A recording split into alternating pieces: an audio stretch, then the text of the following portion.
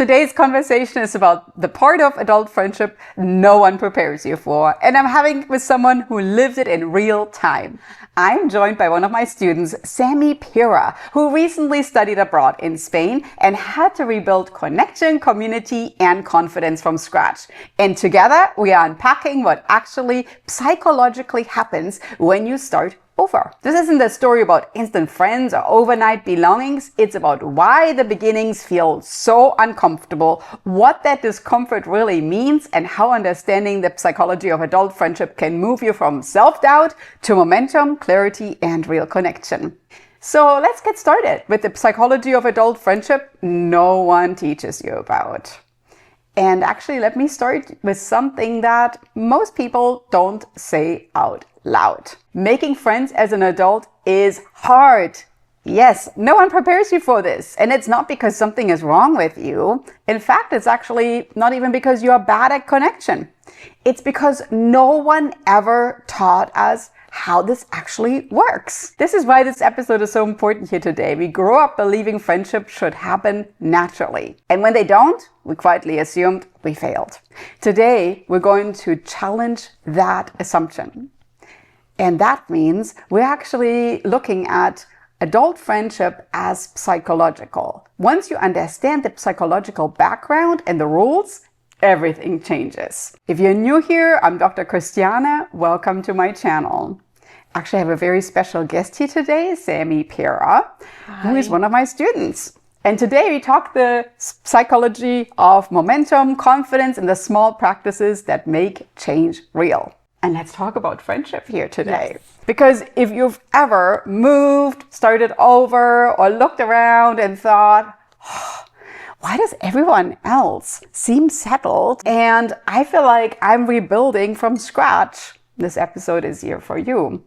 And you can obviously hear it in my accent, of course. I've moved countries, cities, cultures more times than I can count. But when I moved to the United States, I knew exactly one person. And I really want to emphasize, I actually had never met that person before. I had the name on a piece of paper. It was a little sticky note that I held in my hands. I didn't have a network. I didn't have a built-in community. I didn't have a sense of home. And I quickly learned that waiting to feel settled does not work. You don't arrive at home. You have to build it. And that's why I wanted to have this conversation with Sammy here today. Because guess what? Sammy experienced what I experienced when I came to the United States. She recently studied in Spain.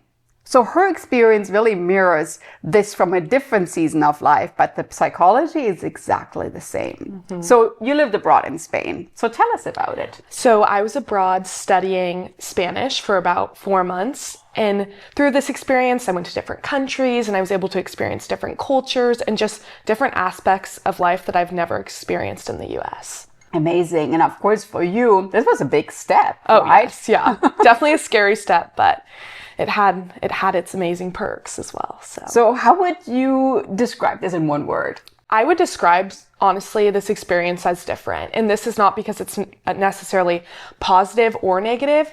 It was just I experienced so many different things. And through these experiences, I was able to learn about myself and honestly just grow as a person. But obviously through this growth, I did experience some ups and downs. So the first phase is sometimes the hardest, really.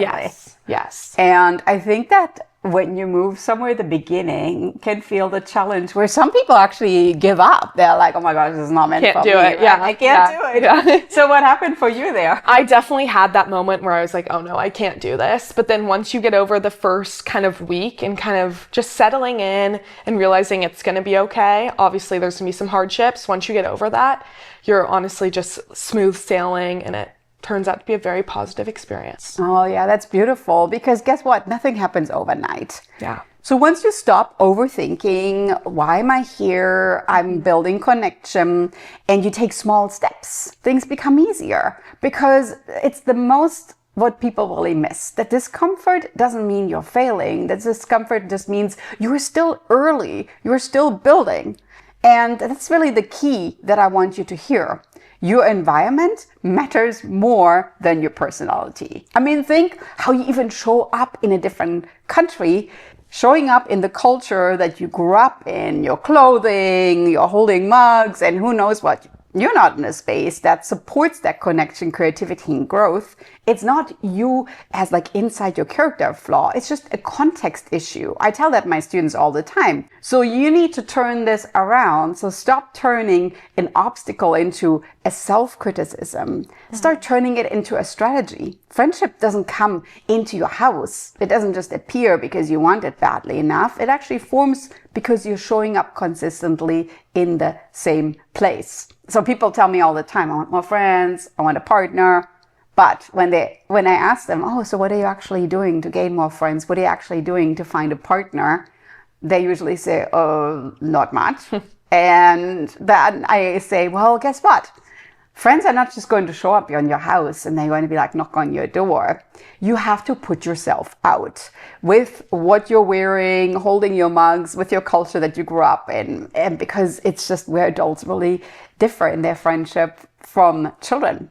As children, all that context doesn't matter as much because the proximity is really what does the word. As adults, it's the intention. And psychology really backs this up. Adult friendships require repeated exposure, shared environments, time without immediate payoff. If you quit too early, you never reach that momentum. So if you're watching this right now and you're thinking, oh, why does it feel so hard for me?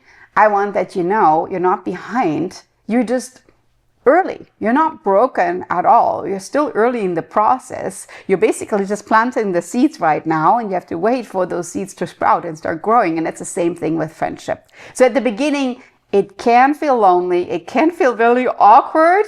And let's speak about awkward. How did that feel for you? Did you ever feel awkward? Oh, 100%. I think honestly, just what you were talking about, the clothing and not being able to wear more athletic gear and just completely embracing a different culture definitely was awkward in the beginning. Mm-hmm. Yeah, people look at you and they like immediately see that you're not from that They're country. like, yeah. And it makes them automatically be, oh, I don't want to talk to them. Mm-hmm. And it definitely makes you hurt inside a little bit. Yeah, once you get past that first phase though, it does get easier because you start to settle in and you find your people, maybe other people that came from abroad, and then you just need to keep going.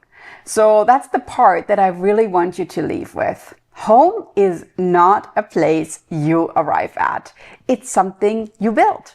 Friendships aren't proof of your worth. They are the result of repeated, intentional action.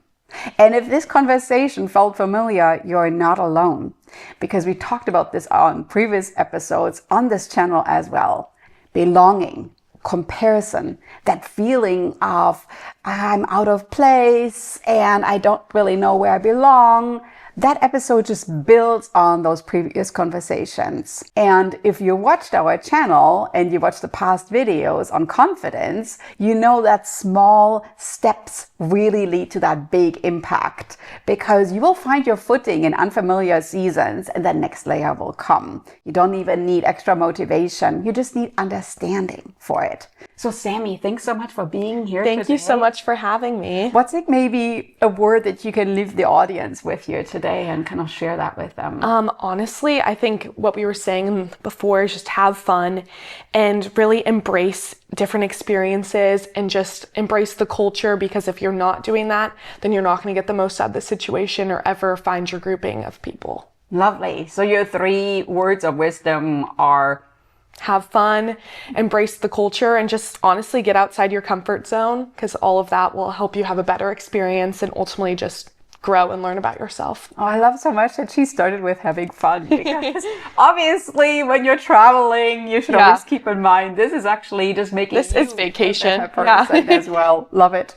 So go back and watch our previous episodes as well. Have fun in watching those, because they all connect and they're meant to be watched together. And if this resonated with you, subscribe to our channel. This isn't just one video, it's a body of work, and we are just getting started. I can't wait to connect with you in our next video. Until then, I'm Dr. Christiane. Thank you.